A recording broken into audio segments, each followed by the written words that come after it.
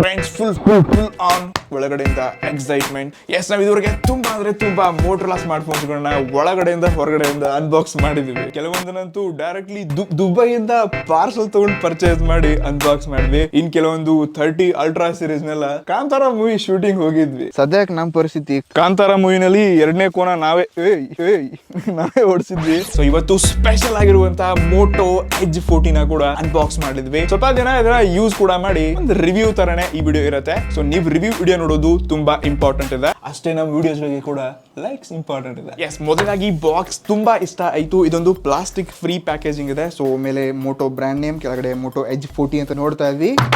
S, seal break ಮಾಡೋಣ. Okay, done. S, box ನ open ಮಾಡಿದ ತಕ್ಷಣ ಮತ್ತೊಂದು ಚಿಕ್ಕ ಬಾಕ್ಸ್, ಒಳಗಡೆ ಯೂಸರ್ ಮ್ಯಾನ್ಯುವಲ್, ಸಿಮ್ ಎಜೆಕ್ಟರ್, ಮತ್ತೊಂದು ಟ್ರಾನ್ಸ್ಪರೆಂಟ್ ಪ್ಲಾಸ್ಟಿಕ್ ಕೇಸ್. ಇನ್ನು ಇದು ನಮ್ಮ main phone. O my god, ಇಷ್ಟೊಂದು ಲೈಟ್ ವೇಟ್ ಚಿಕ್ಕದಾಗಿದೆ ಪಕ್ಕಗಳನ್ನ ಅಂತ. ಇದನ್ನ ಬಿಟ್ರೆ type C to C cable, ಮತ್ತೊಂದು 68 ವಾಟ್ ನ ಪವರ್ ಅಡಾಪ್ಟರ್. ಅದಕ್ಕೆ ಎಸೆಸರೀಸ್ ನ ಸೈಡ್ ಗಳನ್ನ. ಇದು ನಮ್ಮ main phone. O my god, ಏನ್ ಗುರು ಫಾಸ್ಟ್ ಲುಕ್ ಅಲ್ಲಿ ಕಿಲ್ಲರ್ ಲುಕ್ ಕೊಟ್ಟವ್ರೆ, ನೋಡ್ಕೋಬಹುದು. ಈ ರೀತಿಯಾಗಿದೆ. ಎಸ್, ಸದ್ಯಕ್ಕೆ ನಾನು ಈ ಫೋನ್ ಅನ್ನ ಒಂದು 8 ರಿಂದ 10 ದಿವಸ ಯೂಸ್ ಮಾಡ್ತೀನಿ. ಆಮೇಲೆ ಡೈರೆಕ್ಟ್ಲಿ ನನ್ನ ಆನೆಸ್ಟ್ ಒಪಿನಿಯನ್ ಈ ಫೋನ್ ಬಗ್ಗೆ ಸ್ವಲ್ಪ ಡೀಪ್ ಟೆಸ್ಟ್ ಮಾಡಿ ಹೇಳ್ಬೇಕು.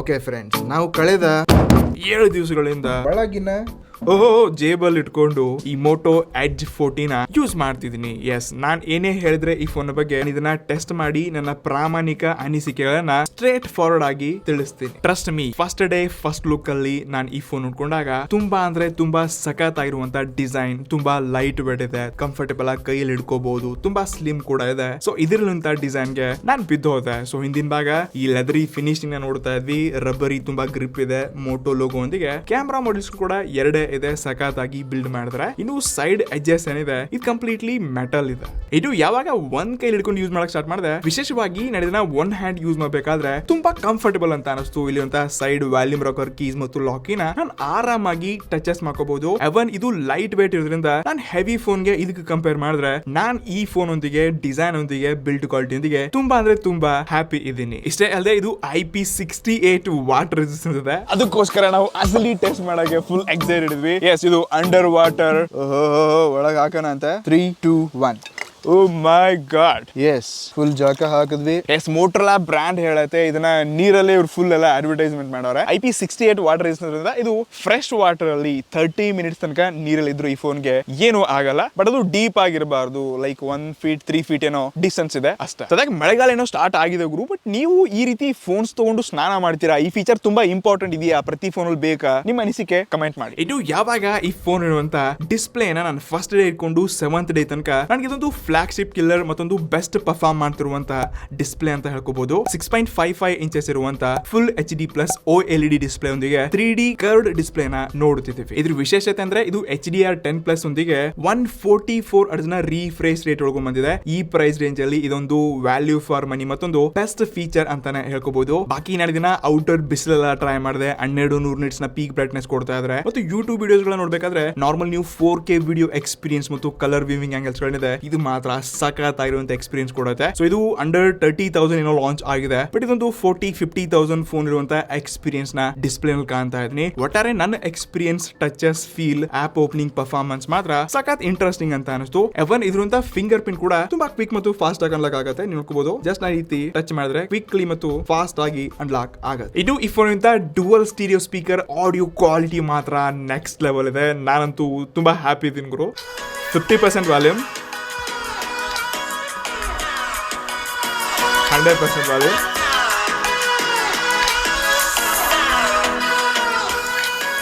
ಕ್ರೇಜಿ ಕ್ವಾಲಿಟಿ ಇದೆ. ಸೊ ಆ ಬೇಸ್ ವೋಕಲ್ಸ್ ಮತ್ತು ಇದ್ರ ಎಕ್ಸ್ಪೀರಿಯನ್ಸ್ ಏನಿದೆ ಒಂಥರ ಹೆಡ್ ಫೋನ್ಸ್ ಅಲ್ಲೇ ಕೇಳ್ದಂಗಿದೆ. ಸೊ ಇಲ್ಲಿ ಡಾಲ್ಬಿ ಅಟ್ಮೋಸ್ ಏನಿದೆ, ಸೊ ಇದು ಮಾತ್ರ ಸಖತ್ ಎಕ್ಸ್ಪೀರಿಯನ್ಸ್ ಕೊಡುತ್ತೆ. ಸ್ಪೀಕರ್ ಅಲ್ಲಿ ಎಂಟರ್ಟೈನ್ಮೆಂಟ್ ಪರ್ಪಸ್ ಗಾಗಿ ಸೌಂಡ್ ಕ್ವಾಲಿಟಿ ನೆಕ್ಸ್ಟ್ ಲೆವೆಲ್. ಇದು ಈ ಫೋನ್ ಇಂತ ಪ್ರೊಸೆಸರ್ ಅದು world's first latest Dimensity 8020. BGMI ಯಾವಾಗ ಲಾಂಚ್ ಆಗಿದೆ ಆವಾಗಿಂದ ದಿನಾಲು ಒಂದೆರಡು ಗೇಮ್ಸ್ ಇದರಲ್ಲಿ ಆಟ ಆಡ್ತಾ ಬಂದಿದ್ದೀನಿ. ಸ್ವಲ್ಪ ಗೇಮ್ ಆಟ ಆಡ್ಬೇಕಾದ್ರೆ ಸ್ಟಾರ್ಟಿಂಗ್ ಬಿಸಿ ಫೀಲ್ ಆಯ್ತು ನನಗೆ. ಅದನ್ನ ಸೈಡ್ ಗಿಡಿ ನಂತರ ಮಾತಾಡೋಣ ಅಂತ. ಸದ್ಯಕ್ಕೆ ಇದರಲ್ಲಿ ಅಂತೂ ಸ್ಕೋರ್ ಚೆಕ್ ಮಾಡ್ಕೊಂಡಾಗ ನನಗೆ ಇದರಲ್ಲಿ 4,80,000 ಹತ್ರ ರ್ಯಾಂಕಿಂಗ್ ನೋಡ್ಕೊಂಡೆ. ಎಸ್, ಇದೊಂದು ಒಳ್ಳೆ ಪರ್ಫಾರ್ಮ್ ಮಾಡ್ತಿರುವಂತ ರ್ಯಾಂಕಿಂಗ್ ಕೂಡ ನೋಡ್ತಾ ಇದ್ವಿ.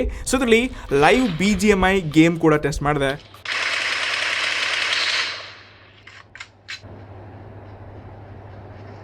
ಇಷ್ಟಲ್ಲೇ CPU ಥ್ರಾಟಲ್ ಟೆಸ್ಟ್ ಕೂಡ ಮಾಡಿದೆ. ಸೊ ಇಲ್ಲಿಯ ಪರ್ಫಾರ್ಮೆನ್ಸ್ ಅವರೇಜ್ ಗಿಂತ ಚೆನ್ನಾಗಿದೆ. ಸೊ ನಾನ್ ಎಕ್ಸ್ಪೆಕ್ಟೇಷನ್ಸ್ ಗಳು ಜಾಸ್ತಿ ಇಟ್ಕೊಂಡಿಲ್ಲ. ಸೊ ಈ ಗ್ರಾಫ್ ನ ನೋಡ್ಕೊಂಡು ನೀವು ಇಲ್ಲಿ ಅರ್ಥ ಮಾಡ್ಕೋಬಹುದು. ಒಟ್ಟಾರೆ ನಾನ್ ಈ 30,000 ಫೋನ್ ಅಲ್ಲಿ ಲೈಕ್ ನನ್ನ ಹತ್ರ ಬೇರೆ ವಿವೋ X90 80 ಸೀರೀಸ್ ಎಲ್ಲ ನಾನು ಡೀಪ್ ಆಗಿ ಯೂಸ್ ಮಾಡ್ಕೊಂಡೆ. ಅದನ್ನ ಬಿಟ್ರೆ ಸ್ಯಾಮ್ಸಂಗ್ ಅಲ್ಲಿ ಮಿಡ್ ಎಂಡ್ ಅಲ್ಲಿ ಇದೇ ಪ್ರೈಸ್ ಅಲ್ಲಿ ಬೇರೆ ಫೋನ್ಸ್ ಟೆಸ್ಟ್ ಮಾಡಿದೆ. ಬಟ್ ಇದರಲ್ಲಂತ ಎಕ್ಸ್ಪೀರಿಯನ್ಸ್ ಏನಿದೆ, ಇದರಂತ ಟಚ್ ಫೀಲ್ ಪರ್ಫಾರ್ಮೆನ್ಸ್ ಸಖತ್ತಾಗಿದೆ. ಮೋಟೋರೋಲಾ ಇಲ್ಲಿ ತುಂಬಾ ಒಳ್ಳೆ ಕೆಲಸ ಮಾಡಿದೆ ಬೇರೆ ಬ್ರಾಂಡ್ಸ್ ಗಳನ್ನ. ಸೊ ಈ ರೀತಿ ಫೀಚರ್ಸ್ ಗಳಿಂದ, ಈ ರೀತಿ ಎಕ್ಸ್ಪೀರಿಯನ್ಸ್ ಇಂದ ಒಂದು ಬ್ರಾಂಡ್ ಅಟ್ರಾಕ್ಟ್ ಮಾಡುತ್ತೆ. ಎಕ್ಸಾಂಪಲ್ ಆಪಲ್ ನ ಕೊಡಕ್ಕೆ ಇಷ್ಟಪಡ್ತಿದ್ದೀನಿ. ಇದರಂತ ಎಕ್ಸ್ಪೀರಿಯನ್ಸ್ ಮತ್ತು ಕನೆಕ್ಷನ್ ಚೆನ್ನಾಗಿದೆ. ಇದು ಸಾಫ್ಟ್ವೇರ್ ಹೋದ್ವಿ ಅಂತಂದ್ರೆ ಇದೊಂದು ಪ್ಯೂರ್ ಸ್ಟಾಕ್ OS ನಾವು ಬಂದಿದೆ. ಸೊ ಯಾವುದೇ ಬ್ಲಾಟ್ ವರ್ಸ್ ಥರ್ಡ್ ಪಾರ್ಟಿ ಯಾವುದೇ ಅಪ್ಲಿಕೇಶನ್ಸ್ ಗಳಿಲ್ಲ. ಸೊ ಇದು ಕ್ಲೀನ್ ಒಂದು ಪರ್ಫೆಕ್ಟ್ OS ಅಂತ ಅನ್ಸುತ್ತೆ. ಆಪರೇಟಿಂಗ್ ಎಲ್ಲ ಸಖತ್ತಾಗಿದೆ. Out of the box Android 13 ನೋಡ್ತಾ ಇದ್ವಿ. LPDDR4X RAM ಒಂದಿಗೆ UFS 3.1 RAM ಕೊಡ್ತಾ ಇದ್ದಾರೆ. ಟ್ರಸ್ಟ್ ಮೀ ಇದರಂತ ಎಕ್ಸ್ಪೀರಿಯನ್ಸ್ ಮತ್ತು ಈ ಪ್ರೈಸ್ ರೇಂಜ್ ಅಲ್ಲಿ ಈ ಫೀಚರ್ ಇರಬೇಕು, ಇದೆ, ತುಂಬಾ ಚೆನ್ನಾಗಿರುವಂತ ಎಕ್ಸ್ಪೀರಿಯನ್ಸ್ ಇದೆ. ನನ್ನ ಹತ್ರ ಇರೋದು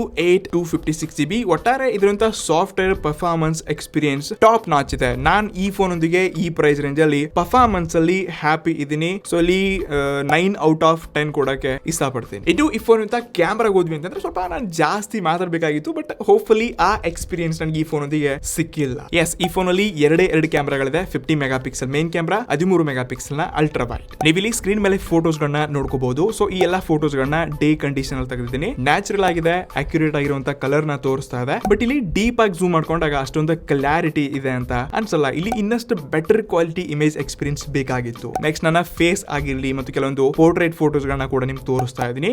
ಇಲ್ಲಿ ಸ್ಕಿನ್ ಟೋನ್ ತುಂಬಾ ನ್ಯಾಚುರಲ್ ಆಗಿದೆ, ತುಂಬಾ ಚೆನ್ನಾಗಿದೆ. ಗೂಗಲ್ ಪಿಕ್ಸೆಲ್ ಸೀರೀಸ್ ಫೋಟೋ ನೋಡೋದಾಗಿದೆ. ಬಟ್ ಅಲ್ಲಿಯ ಈ ಸ್ಯಾಚುರೇಷನ್ ಕಲರ್ ಏನಿದೆ ಇದು ಅಷ್ಟೊಂದು ಆಪ್ಟಿಮೈಸ್ ಚೆನ್ನಾಗಿ ಆಗ್ತಾ ಇಲ್ಲ ಅಂತ ನನಗೆ ಫೀಲ್ ಆಗ್ತಾ ಇದೆ. ಅವನ್ ನೈಟ್ ಅಲ್ಲಿ ಹೋದಾಗ ಕೂಡ ಇನ್ನು ತುಂಬಾ ಒಳ್ಳೆ ಫೋಟೋಸ್ ಗಳು ಬೇಕಾಗಿತ್ತು. ಆನೆಸ್ಟ್ಲಿ ನಾನು ತುಂಬಾ ಸ್ಯಾಮ್ಸಂಗ್ ವಿವೋ ಫೋನ್ಸ್ ಗಳು ಐಕ್ಯೂ ಫೋನ್ಸ್ ಗಳಲ್ಲಿ ಒಳ್ಳೆ ಕ್ಯಾಮ್ರಾ ನೋಡ್ತಾ ಇದೀನಿ. ಅದು ಅಂಡರ್ 20,000 25,000 ಅಲ್ಲಿ ನನಗೆ ಇದಕ್ಕಿಂತ ಬೆಟರ್ ಕ್ಯಾಮ್ರಾಗಳಿದೆ ಅಂತ ಅನಿಸ್ತು. ಸೊ ಆ ಎಕ್ಸ್ಪೀರಿಯನ್ಸ್ ನಾನು ಈ ಫೋನ್ ಅಲ್ಲಿ ಕಂಡಿದ್ನಪ್ಪ ಅಂತಂದ್ರೆ ಇನ್ನಷ್ಟು ಕ್ರೇಜಿ ಆಗಿರ್ತಿತ್ತು. ಬಟ್ ಸ್ಟಿಲ್ ಒಂದು ಲೆವೆಲ್ ಆಗಿ ಚೆನ್ನಾಗಿರುವಂತ ಫೋಟೋಗಳನ್ನ ತಗೊಳ್ತೆ. ಬಟ್ ಸಖತ್ತಾಗಿದೆ, ಅದ್ಭುತ ಅಂತ ನಾನು ಹೇಳಕ್ ಇಷ್ಟ ಪಡಲ್ಲ. ಆದ್ರೆ ಈ ಪ್ರೈಸ್ ರೇಂಜ್ ಅಲ್ಲಿ OIS ಸೆನ್ಸರ್ ಯಾರು ಕೊಡಲ್ಲ. ಸೊ ಇದರಲ್ಲಿ OIS ಎಕ್ಸ್ಪೀರಿಯನ್ಸ್ ಮತ್ತು ವಿಡಿಯೋ ಸ್ಟೆಬಲೈಸೇಷನ್ ಏನಿದೆ ಇದು ಸಖತ್ತಾಗಿದೆ. ಸೊ ಇದರಲ್ಲಿ ನಾನು 4K 30 FPS ರೆಕಾರ್ಡ್ ಮಾಡ್ಕೋಬಹುದು. ಈ ವಿಡಿಯೋ ಕ್ವಾಲಿಟಿ ನೋಡಿ. ಫ್ರೆಂಡ್ಸ್, ಈ ವಿಡಿಯೋ ನೋಡ್ತಾ ಇದ್ರೆ ಇದು 4K ನಲ್ಲಿ ಶೂಟ್ ಆಗ್ತಾ ಇದೆ ರಿಯರ್ ಕ್ಯಾಮ್ರಾದಲ್ಲಿ. ಇದರಿಂದ ಕ್ವಾಲಿಟಿ ಮತ್ತು ಸ್ಟೆಬಲೈಸೇಷನ್ ಕೂಡ ನೋಡ್ಕೋಬಹುದು. ಸ್ವಲ್ಪ ಮೂವ್ ಆಗ್ತಿದೆ ನನ್ನ ಕ್ಯಾಮ್ರಾದಲ್ಲಿ. ಈ ರೀತಿಯಾಗಿರುವಂತ ಸ್ಟೆಬಲೈಸೇಷನ್ ಇದೆ. ಎವನ್ ನಾನು ಸ್ವಲ್ಪ ಬಿಸಿಲಲ್ಲಿ ಬಂದೆ ಅಂತಂದ್ರೆ ಸೊ ಈ ರೀತಿ ಮತ್ತೆ ಬ್ರೈಟ್ನೆಸ್ ಬರುತ್ತೆ. ಮತ್ತೆ ಹಿಂದೆ ಬಂದೆ ಅಂತಂದ್ರೆ ಕಲರ್ ಫೋಕಸಿಂಗ್ ಅಡ್ಜಸ್ಟ್ಮೆಂಟ್ ಕೂಡ ಸಖತ್ತಾಗಿದೆ. ಸ್ಟೆಬಲೈಸೇಷನ್ ಮತ್ತು ಆಡಿಯೋ ಕ್ವಾಲಿಟಿ ಚೆನ್ನಾಗಿದೆ. ನನಗೆ ರಿಯರ್ ಕ್ಯಾಮ್ರಾ ಕೂಡ ಇಷ್ಟ ಆಯ್ತು. ಇದಿರುವಂತ front camera 32 megapixel sensor ಕೊಡ್ತಾ ಇದ್ದಾರೆ. ಇಲ್ಲಿರುವಂತ ಕ್ಲಾರಿಟಿ ಮತ್ತು ಇಮೇಜ್ ಪ್ರೊಸೆಸಿಂಗ್ ಚೆನ್ನಾಗಿದೆ. ಸ್ಕಿನ್ ಟೋನ್ ಕಲರ್ಸ್ ಅಲ್ಲಿ ಇನ್ನೂ ಸ್ವಲ್ಪ ಅಪ್ಗ್ರೇಡ್ ಇರಬೇಕಾಗಿತ್ತು. ಬಟ್ ಈ ಇಮೇಜಸ್ ಗಳನ್ನ ನೋಡ್ಕೊಂಡಾಗ ಅದು ಡೇ ನಲ್ಲಿ ಆಗಿರ್ಲಿ, ನೈಟ್ ಆಗಿರ್ಲಿ, ಇಂಡೋರ್ ಆಗಿರ್ಲಿ, ಔಟ್ಡೋರ್ ಕೂಡ ಫೋಟೋಸ್ ಗಳನ್ನ ತೆಗೆದಾಗ ಎಕ್ಸ್ಪೀರಿಯನ್ಸ್ ಚೆನ್ನಾಗಿತ್ತು. ಪೋರ್ಟ್ರೇಟ್ ಫೋಟೋಸ್ ಕೂಡ ನೋಡ್ಕೊಂಡೆ. ಸೊ ಇಲ್ಲಿ ಕ್ಲಾರಿಟಿ ಮಾತ್ರ ಸಖತ್ ಆಗಿದೆ. ಬಟ್ ನಂಗೆ ಇನ್ನೂ ಏನೋ ಸ್ವಲ್ಪ ಮಿಸ್ಸಿಂಗ್ ಇದೆ. ಕಲರ್ ಸ್ಯಾಚುರೇಷನ್ ಇನ್ನೂ ಚೆನ್ನಾಗಿರ್ತಿದ್ದಪ್ಪ ಅಂತಂದ್ರೆ ನನಗೊಂಥರ ಖುಷಿ ಇರ್ತಿತ್ತು. ಇದ್ರಲ್ಲಿ ಕೂಡ ಸೇಮ್ ನೀವು 4K 30 FPS ನಲ್ಲಿ ರೆಕಾರ್ಡ್ ಮಾಡ್ಕೋಬಹುದು. ಸ್ಟೆಬಲೈಸೇಷನ್ ಸಾಕಾಗಿದೆ ನೋಡಿ. ಸೊ ಫ್ರೆಂಡ್ಸ್, ಈ ವಿಡಿಯೋ ನೋಡ್ತಿದ್ರೆ ಇದು 4K ನಲ್ಲಿ ಶೂಟ್ ಆಗ್ತಾ ಇದೆ. ನಿಜವಾಗ್ಲೂ ಸಾಕಾಗ್ತಾ ಇರುವಂತ ಕಲರ್ಸ್ಗಳು. ಸೊ ಬಿಸಿಲಲ್ಲಿ ಬಂದೆ. ಸೊ ಇವಾಗ ನಾನು ಮತ್ತೆ ಪುನಃ ನೆರಳಲ್ಲಿ ಹೋಗ್ತಾ ಇದ್ದೀನಿ. ಫೋಕಸಿಂಗ್ ಚೆನ್ನಾಗಿದೆ. ಕಲರ್ಸ್ ಮತ್ತು ಸ್ಕಿನ್ ಟೋನ್ ತುಂಬಾ ಸಖತ್ ಮ್ಯಾನೇಜ್ ಮಾಡುತ್ತೆ. ವಿಡಿಯೋ ಕ್ವಾಲಿಟಿನಲ್ಲಿ ನನಗೆ ಇಷ್ಟ ಆಯ್ತು. ಒಟ್ಟಾರೆ ಕ್ಯಾಮ್ರಾದಲ್ಲಿ ನಾನು ಹೆವಿ ಇಂಪ್ರೆಸ್ ಅಂತ ಹೇಳಕ್ ಇಷ್ಟಪಡಲ್ಲ. ಬಟ್ ಇಲ್ಲಿ 7/10 ಅಥವಾ 6/10 ಅಂದ್ರೂ ಕೂಡ ಓಕೆ. ಇದು ಕ್ರೇಜಿ ಥಿಂಕ್ ಅಪ್ಪ ಅಂದ್ರೆ ಇದಿರುವಂತ ಬ್ಯಾಟ್ರಿ ಎಕ್ಸ್ಪೀರಿಯನ್ಸ್ ನಿಜವಾಗ್ಲೂ ಸಖತ್ ಆಗಿ ಆಪ್ಟಿಮೈಸ್ ಮಾಡಿದ್ರೆ. ಸೊ 4400 mAh ಒಂದಿಗೆ 68 ವ್ಯಾಟ್ ನ ಪವರ್ ಅಡಾಪ್ಟರ್ ಕೊಡ್ತಾ ಇದ್ದಾರೆ. ಇಷ್ಟೇ ಅಲ್ಲದೆ ವೈರ್ಲೆಸ್ ಚಾರ್ಜಿಂಗ್, ಅದು ಕೇವಲ 27,000 ರೂಪಾಯಿ. ಈ ಪ್ರೈಸ್ ರೇಂಜ್ ಕೂಡ ಬ್ರಾಂಡ್ಸ್ ಕಡೆಯಿಂದ ನಾವು ಒಂದು ಒಳ್ಳೆ ಫೀಚರ್ ನೋಡ್ತಾ ಇದ್ವಿ. ಒಂಥರ ಒಳ್ಳೆ ಎಕ್ಸ್ಪೀರಿಯನ್ಸ್ ಒಂದಿಗೆ ಖುಷಿ ಆಗುತ್ತೆ. ಬಜೆಟ್ ಅಲ್ಲಿ ಕೂಡ ಇಂಥ ಫೀಚರ್ಸ್ ನೋಡ್ತಿದೀವಿ ಅಲ್ವಾ. ಹಾಗಾದ್ರೆ ನೀವು ಕೇಳಬಹುದು, ಲೈಕ್ ನನ್ನ ರಿವ್ಯೂ, ನನ್ನ ಯೂಸೇಜ್ ಪ್ರಕಾರ ನಾವು ಇದಕ್ಕೆ 27,000 ರೂಪಾಯಿ ಕೊಟ್ಟು ಮೋಟೋ ಎಡ್ಜ್ 14 ತಗೊಳ್ಬಹುದಾ ಅಂತ.